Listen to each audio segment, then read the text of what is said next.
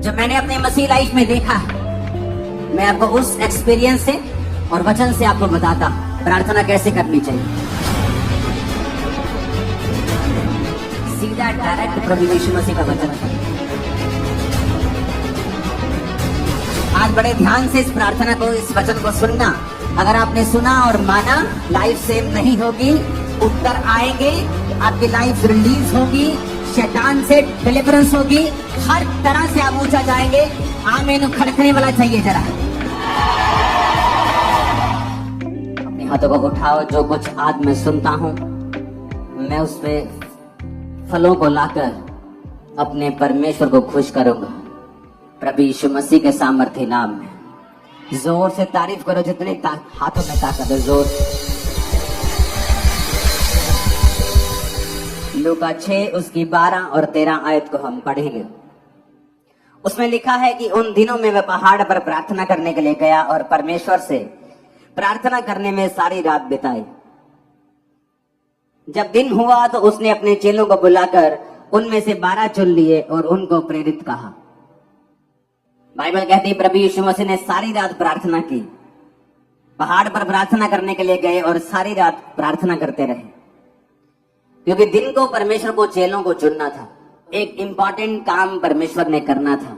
परमेश्वर ये नहीं चाहते थे कि वो चर्च को, कलीसिया को, लोगों को, क्योंकि प्रभु जानते थे कि उनका एक लिमिटेड टाइम है जो उन्होंने जीना है और उसके बाद क्रूस पर चढ़ना है, मरना है और फिर तीसरे दिन मुर्दों में से जी उठना है, फिर 40 दिन प्रीच करना है और उसके बाद 41वें दिन स्वर्ग पे चले जाना है और फिर उसने लेने आना है। ये परमेश्वर को मालूम था।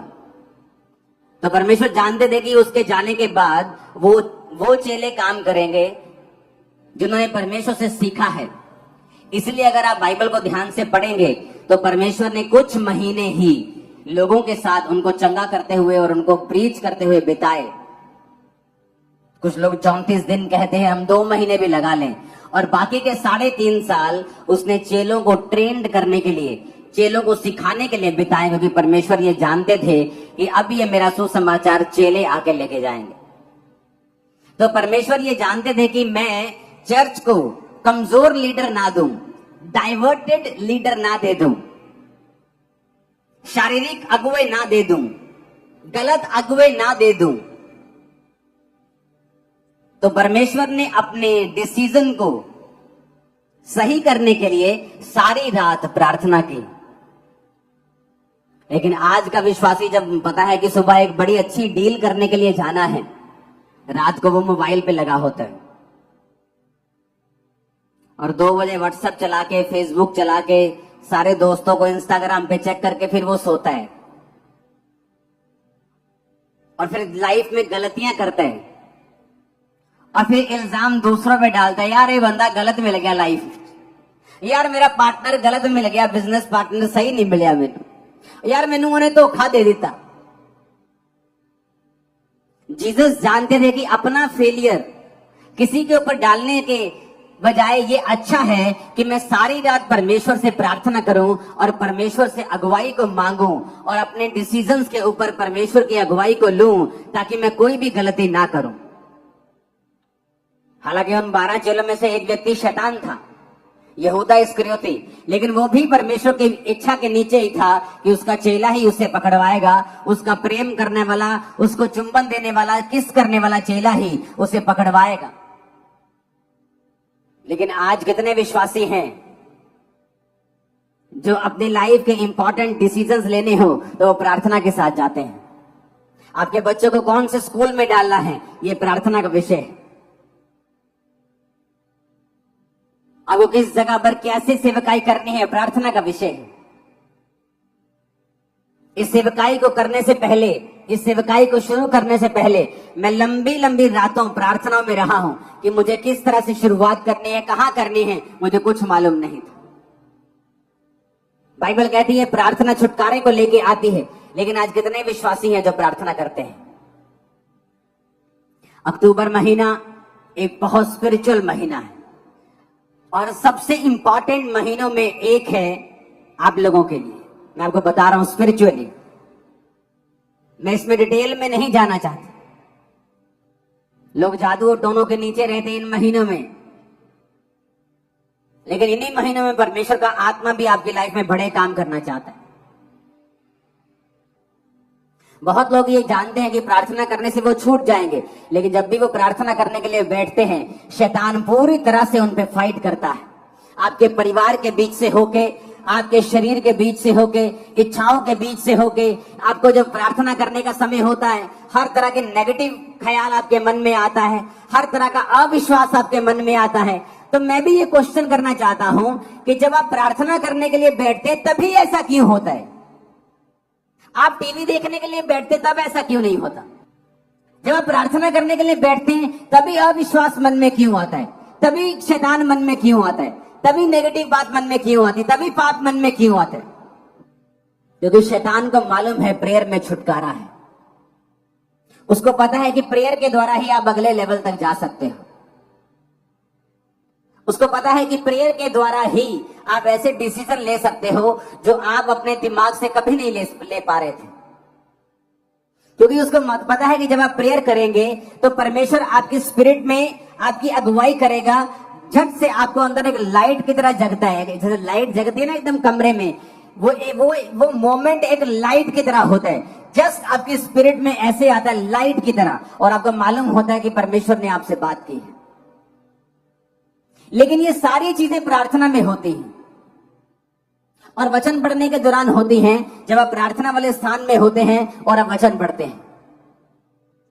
आप जानते हैं बाइबल में लिखा है कि प्रभु यीशु मसीह के कोड़े खाने से आप लोग चंगे हुए। लिखा है कि नहीं लिखा? तब भी कुछ विश्वासी बीमार रहेंगे। ऐसा क्यों? अगर यीशु मसीह के कोड़े खाने से हम चंगे हुए हैं, अगर हमारे परमेश्वर ने प्राइस पे कर दिया है, मूल्य अदा कर दिया है, तो फिर भी बीमारी क्यों? बीमारी इसलिए क्योंकि बाइबल का वचन कभी भी अपने आप पूरा नहीं होता।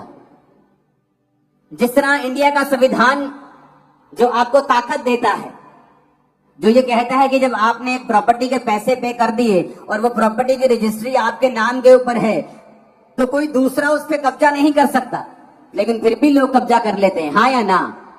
फिर आप क्या करते हैं? आप कोर्ट में जाते हैं। आप कोर्ट में जाके बोलते हैं जज साहब को, जज साहब आपके संविधान में लिखा है कि ऐसा ऐसा ऐसा लॉ है, इस लॉ के मुताबिक ये मैं इस प्रॉपर्टी का मालिक हूं, कागज मेरे नाम पे है। तो वो जज डिसीजन देता है, जब सब कुछ जांच परख लेता है कि उस बंदे को बाहर निकाला जाए। लेकिन अगर आप केस नहीं करेंगे तो वो बंदा जो है वो आपकी प्रॉपर्टी के ऊपर कब्जा किए रहेगा। आप रोते रहिए, आप करलाते रहिए, आप भीख मांगते रहिए, आप रेंट पे रहते रहिए, आप कुछ भी करते रहिए, नुकसान झेलते रहिए, लेकिन ये सारी चीजें आपका छुटकारे का कारण नहीं बन सकती जब तक आप केस नहीं करेंगे।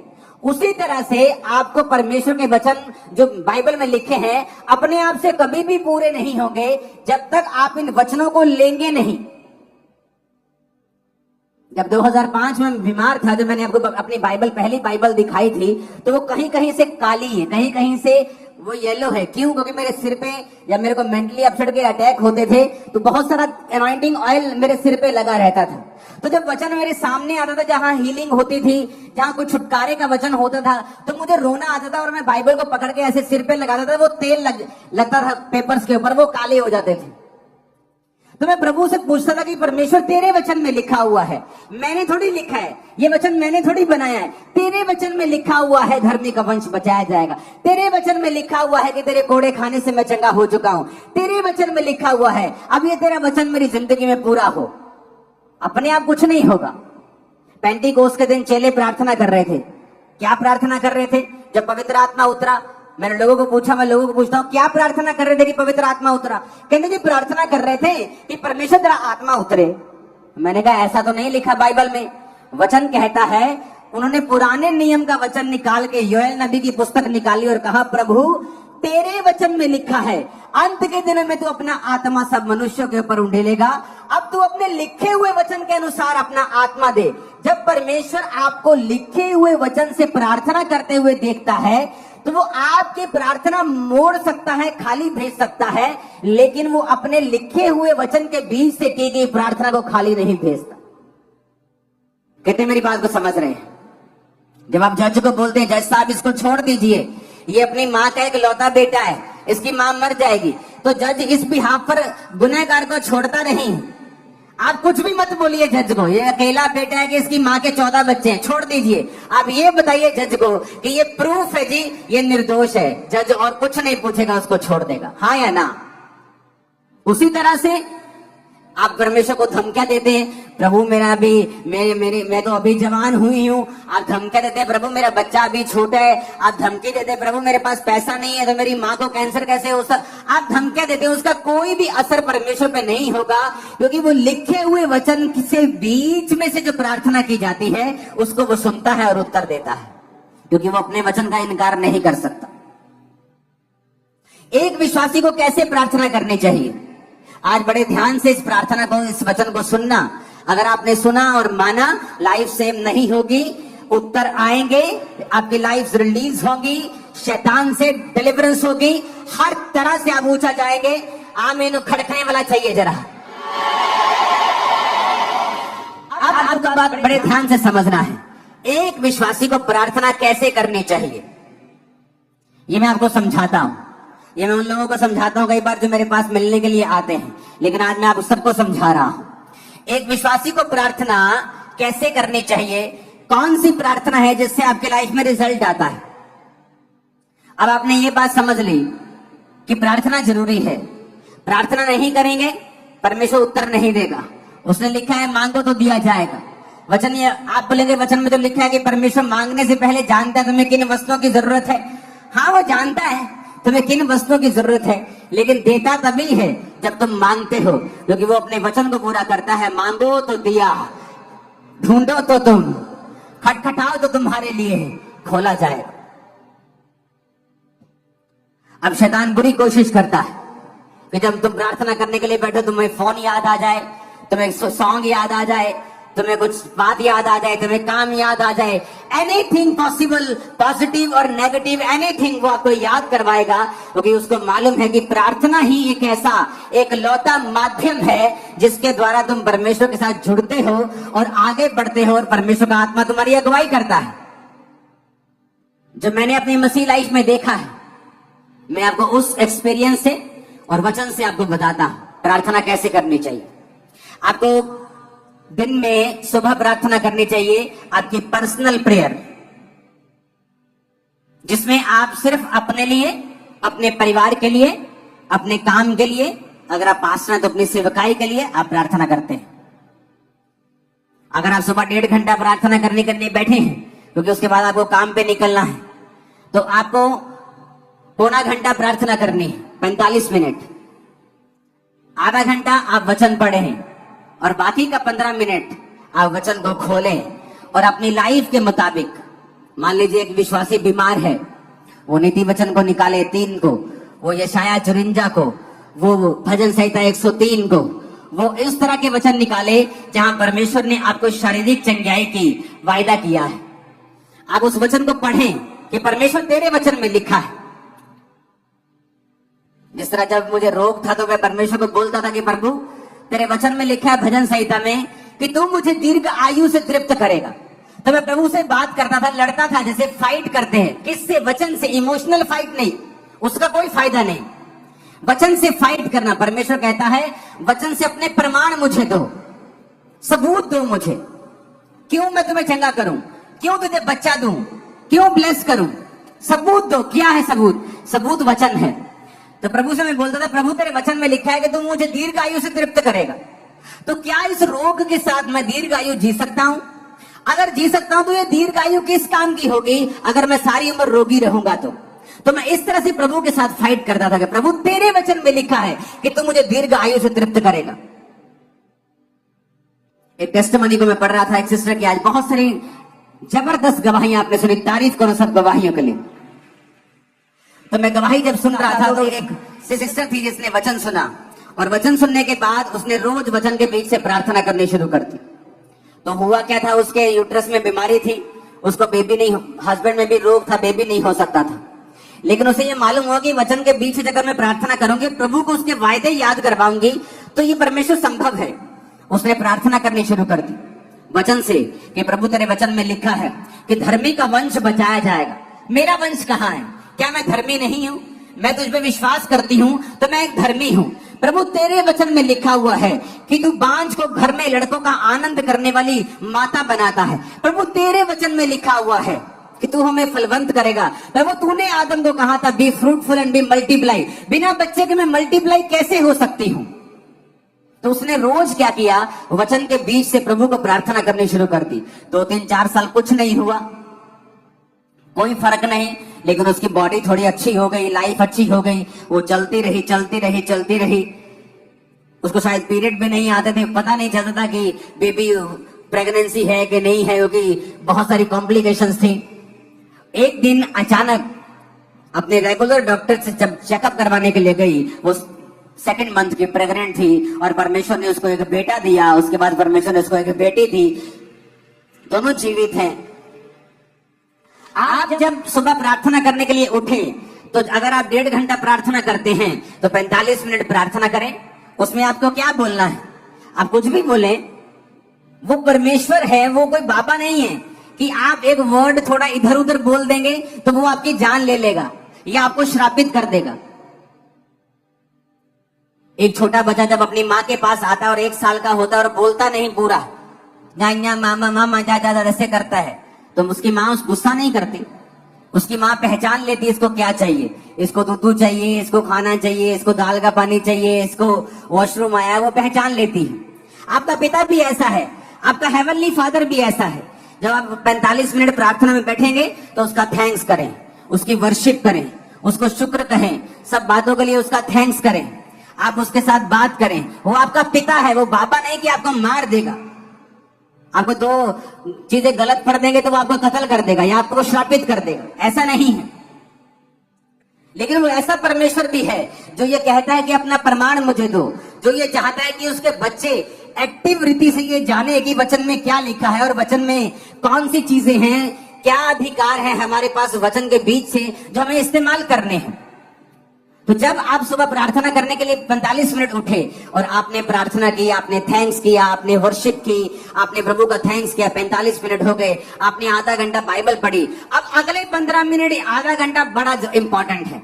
उसमें क्या करना है? वचन निकालना है जो आपकी लाइफ से संबंधित है।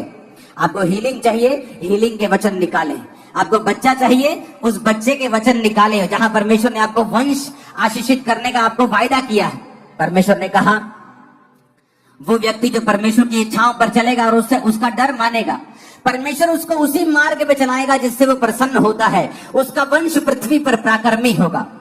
तो परमेश्वर कहते तुम्हारे बच्चे जो होंगे पृथ्वी के ऊपर पराक्रमी होंगे, बड़े बड़े काम करने वाले होंगे, डरपोक बच्चे नहीं होंगे। तो आप इस वचन का फायदा उठा सकते हो। अगर आपके बच्चे डरपोक है तो, अगर आपके बच्चे अनसक्सेसफुल है तो, कम पढ़ते हैं तो, समझ नहीं आती कि प्रभु तेरे वचन में लिखा है कि तेरा वंश पृथ्वी के ऊपर पराक्रमी होगा, मेरे बच्चों को पराक्रमी बना, मेरे बच्चों को एक्सीलेंट बना, मेरे बच्चों को ब्लेस कर। हर एक चीज के लिए बाइबल में परमेश्वर का वायदा है, वचन है। आप अपने मोहल्ले में क्रिश्चियन हैं, आप एक छोटा मोटा बिजनेस करते हैं, आप अगर वचन को जानते होंगे, आप उस वचन को निकाल लेंगे। प्रभु तेरे वचन में लिखा है, तूने कहा है कि तू मुझे सब जातियों से श्रेष्ठ करेगा, सब दूसरी जातियां अन्य जातियों से तू मुझे श्रेष्ठ करेगा। प्रभु मैं प्रार्थना करता हूं, मैं अपने टाइट को भी बोलता हूं, मैं आज प्रार्थना करता हूं, मुझे सबसे श्रेष्ठ बनना है, मुझे बेस्ट बनना है अपने बिजनेस में, अपनी लाइफ में मुझे बेस्ट चाहिए। आप बेस्ट होंगे अगले 7 सालों के अंदर। लेकिन क्या आपने वो मांगा? नहीं, आपने मांगा नहीं। आप चाहते हो, आप विश करते हैं प्रभु मुझे हील कर दे। आप जीनी के पास नहीं है कि आपने रगड़ा और जीनी निकला और आपने कहा क्या चाहिए, उसने कहा क्या चाहिए, आपने कहा मुझे चंगा कर दो। परमेश्वर कहता मांगो तो दिया जाएगा, अपने प्रमाण दो, अपना मुकदमा लड़ो। आज लोगों को इतना भी मालूम नहीं है कि जो उन्हें चाहिए बाइबल में कहां लिखा है। उसका बहाना है वो तो अनपढ़ है। आज अगर तुम्हारी बहन वेस्टर्न यूनियन में 10,000 रुपए भेज दे इंग्लिश में लिख के, तुम भाई साहब 15 मिनट में पैसे निकाल के ले आओगे। तुम्हें पता है किससे पढ़वाना है, किसको 10 रुपए का लालच देना है, किस पोते को बोलना है, किस पोती को बोलना है 100 रुपए देके और पैसे निकलवा के लेके आने।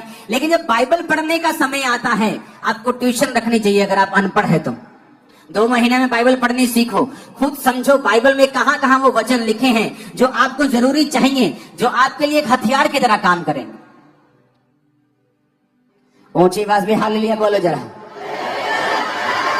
अगर आप प्रार्थना नहीं करेंगे इसका मतलब आपने प्रभु से मांगा नहीं, आपने मांगा नहीं, आपने पाया नहीं। उसने कहा मांगो तो दिया जाएगा। तो मेरी प्रार्थना कैसी होती थी? सुबह जब प्रार्थना करो तो मैं लिखे हुए पॉइंट्स के साथ प्रार्थना करता, मुझे ये चाहिए, वो पॉइंट लिखना, उस पॉइंट के हिसाब से वचन निकालना और प्रभु को कहना प्रभु तेरे वचन में लिखा हुआ है, मैंने नहीं लिखा, तूने लिखा है, तूने लिखा है अपने वचन में, इस वचन को परमेश्वर मेरी लाइफ में पूरा कर। वचन के साथ 15 मिनट के लिए लास्ट प्रार्थना करना, वचन से परमेश्वर को याद करवाना। अगर आपको कोई सीरियस प्रॉब्लम है तो उसके बाद आप शाम को प्रार्थना करें फिर 1.5 घंटा, और उसके बाद सेम वही प्रार्थना रात को करें 1.5 घंटा। अगर आप ठीक हैं, आपकी लाइफ में ओके है, आप ब्लेस्ड हैं, आप 1 घंटा 1 घंटा 1 घंटा आप 3 बार प्रार्थना करें रोज। सुबह 1 घंटा, शाम को 1 घंटा, रात को 1 घंटा। आप शाम को 1 घंटा नहीं दे सकते, आप काम, बिजनेस वूमेन है, आप काम करने जाती हैं, आप एक बिजनेसमैन हैं, तो आप सुबह को 1.5 घंटा, रात को 1.5 घंटा परमेश्वर को दें। अपने दिन की शुरुआत प्रार्थना से करें, रात का अपना दिन का अंत प्रार्थना से करें। आप परमेश्वर को लिखे हुए वचनों से बताएं कि आपको क्या चाहिए, अपने पॉइंट्स को लिख कर रखें, उन पॉइंट्स के हिसाब से बाइबल के वचन निकालें और फिर परमेश्वर को उन वचनों से बताएं कि परमेश्वर मुझे ये चाहिए क्योंकि तेरे वचन में ये लिखा हुआ है। अगर आप अपना मुकदमा नहीं लड़ेंगे, अगर आप अपना मुकदमा पेश नहीं करेंगे, आप वचन के बीच से होकर लड़ाई नहीं करेंगे तो आपको नहीं मिलेगा।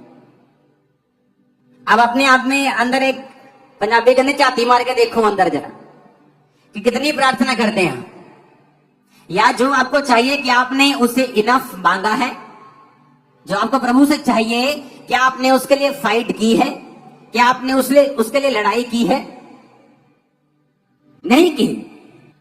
अगर केस बड़ा हो, आम बुखार हो तो पैरासीटामोल से ठीक हो सकता है, लेकिन बुखार अगर टीबी की वजह से हो तो टीबी की दवाई खानी पड़ती है। केस बड़ा है, कैंसर बड़ा है, बीमारी बड़ी है, प्रार्थना आधे घंटे की है, बस यही बोलते रहते बेड पे बैठे प्रभु कुछ कर, प्रभु मैंने चंगा कर, और ये नहीं कहते प्रभु तेरे वचन में लिखा है तेरे कोड़े खाने से हम चंगे हुए। आज मैं वचन के बीच तेरे पास आता हूं, तूने कहा है तो संकट के दिन तू मुझे पुकार तो मैं तुझे उत्तर दूंगा। तेरे वचन में लिखा हुआ है कि तू अपने धर्मी जन के अपराधों को माफ करता है, उनको चंगा भी करता है, लेकिन वचन के बीच से हमने कोई प्रार्थना नहीं की। यीशु मसीह को मालूम था कि मैं अपने चर्च को कमजोर चेले नहीं दे सकता, डाइवर्टेड चेले नहीं दे सकता, क्योंकि जब प्रभु यीशु मसीह ने 12 चेले चुने तो मैं आपको बता सकता हूं परमेश्वर के पास सैकड़ों लोग थे जो उसको उस समय फॉलो कर रहे थे, और सैकड़ों लोगों में से परमेश्वर ने 12 प्रेरित चुने थे, और उन 12 प्रेरितों को चुनने से पहले प्रभु यीशु मसीह खुद परमेश्वर होने के बावजूद भी वो सारी रात पिता से प्रार्थना करने के लिए गए। आज हमें लगता है ये अच्छा है, ये अच्छा है, लेकिन परमेश्वर कहता है विद प्रेयर अगर तुम वो काम करोगे तुम कभी फेल नहीं होगे। कितनों को इन बातों को समझ आ रही है? कहां गलती है, कहां चर्च गलती कर रही है? परमेश्वर ने सारी रात प्रार्थना रोज नहीं की, उसने रोज सारी रात प्रार्थना नहीं की। मैं रोज रात को प्रार्थना करता हूं, लेकिन रोज फुल नाइट प्रेयर नहीं करता हूं। मैं रोज सुबह प्रार्थना करता हूं, रोज रात को प्रार्थना करता हूं, शाम को भी हम फैमिली प्रार्थना करते हैं। हालेलुया। तो क्या मैं इनफ प्रार्थना कर रहा हूं? तो ये बेस्ट है कि अगर आप 1+1+1 प्रार्थना करें। अगर आप 1 घंटा प्रार्थना करने के लिए बैठे हैं सुबह 1.5 घंटा, तो आधा पौना घंटा आप प्रार्थना करें, प्रभु से अपने वर्शिप करें, उसका थैंक्स करें। उसके बाद आप बाइबल पढ़े कुछ समय के लिए, और फिर कुछ समय आप बाइबल के वचनों के बीच से होकर प्रार्थना करें। आपकी लाइफ कभी भी सेम नहीं रहेगी। अगर आपको इस बात का प्रमाण देखना है तो एक काम करें, अपनी बाइबल के पीछे एक पेंसिल ले लें और अपने बाइबल के पीछे पेंसिल से अपने प्रेयर पॉइंट लिखें, आपको क्या क्या चाहिए। पहला पॉइंट क्या चाहिए, दूसरा क्या चाहिए, तीसरा क्या चाहिए, चौथा क्या चाहिए। पेंसिल से लिखें, पेन से नहीं लिखना। और उन पेंसिल से लिखे हुए जो आपके प्रेयर पॉइंट हैं, उन्हें वचन के बीच से होकर आप रोज 1+1+1 रोज 2 समय कम से कम 1.5 घंटा या 1 घंटा 3 बार आप रोज परमेश्वर को याद करवाना शुरू करें। आप फिर देखें कुछ महीने बाद कि जो पॉइंट आपने पीछे लिखे हुए हैं, मैं आपको बता सकता हूं वेरी सून उनमें से 50%, 60%, 70%, फिर 90%, 100% आप उन प्रेयर पॉइंट्स को पूरा होते हुए देखेंगे। आप देखेंगे कोई रह नहीं गया, आप आगे ऐड करते जाएंगे, वो नए होते जाएंगे। लेकिन जो आपने पुराने ऐड किए होंगे, आप देखेंगे कि किस तरह से परमेश्वर ने आपकी लाइफ में वो काम किया। और जो आपकी प्रेयर पॉइंट पूरा हो गया, उसे मिटे दें, उसे मिटाकर पेन लें और बाइबल में ही कहीं पर एक बहुत से बाइबल में खाली पेजेस होते हैं, उस पेन से लिखें गवाही कि ये प्रेयर पॉइंट आपका था, इस तारीख को परमेश्वर ने इसको पूरा कर दिया। जो प्रेयर पॉइंट पूरा होता जाए, बाइबल के पीछे पेन से लिखते जाएं। आप हैरान हो जाएंगे इस प्रार्थना को करने के बाद, इस तरह की प्रार्थना को करने के बाद, जब आप 1 साल के बाद अपनी बाइबल देखेंगे तो आपके नीले पॉइंट ज्यादा होंगे और काले वाले कम होंगे। आप देखेंगे वो पूरे हो रहे हैं। और जब भी आप देखेंगे कि शैतान आपको इस प्रार्थना करने से क्यों रोकता रहा है, उसको मालूम है इसी प्रेयर में रिजल्ट आना है। शैतान को पता है कि इसी प्रार्थना के द्वारा आप छुड़ाए जाएंगे, इसलिए वो पूरी संभव कोशिश करता है कि आपको इस प्रार्थना से दूर रखा जाए, क्योंकि प्रार्थना में छुटकारा है, ये शैतान जानता है। परमेश्वर ने क्या कहा, इतना सिंपल और इतना पावरफुल परमेश्वर ने वचन दिया। परमेश्वर ने कहा एक नगर में एक विधवा थी और एक अधर्मी न्यायी रहता था। न्यायी मतलब एक जज रहता था, लेकिन अधर्मी था, पापी था। तो विधवा बार बार उसके पास जाकर बोलती थी मेरा न्याय चुका और मुझे मुद्दई से बचा, मुझे फलाने बंदे से बचा, मेरा न्याय कर। तो बाइबल कहती है, परमेश्वर कहता कि वो अधर्मी, वो पापी न्यायी क्या सोचता है कि ये विधवा आकर बार बार मेरे नाक में दम न कर दे, इसलिए मैं इसका काम कर देता हूं। तो परमेश्वर ने कहा सुनो वो अधर्मी क्या कहता है। अब जो व्यक्ति दिन रात परमेश्वर के नाम की दुहाई देता है, परमेश्वर ने कहा क्या मैं उसका न्याय नहीं करूंगा? जो व्यक्ति दिन रात मेरे नाम की दुहाई देता है, क्या मैं उसका न्याय नहीं चुकाऊंगा? क्या मैं उसकी प्रार्थना नहीं करूंगा? ये कौन कह रहा है? सीधा डायरेक्ट प्रभु यीशु मसीह का वचन है ये। प्रभु यीशु मसीह अपने मुंह से अपने लोगों को समझा रहे हैं कि एक विधवा बार बार जाने से एक पापी बंदे से न्याय ले सकती है। तो प्रभु कहता है कि अगर तुम मेरे पास दिन और रात मेरे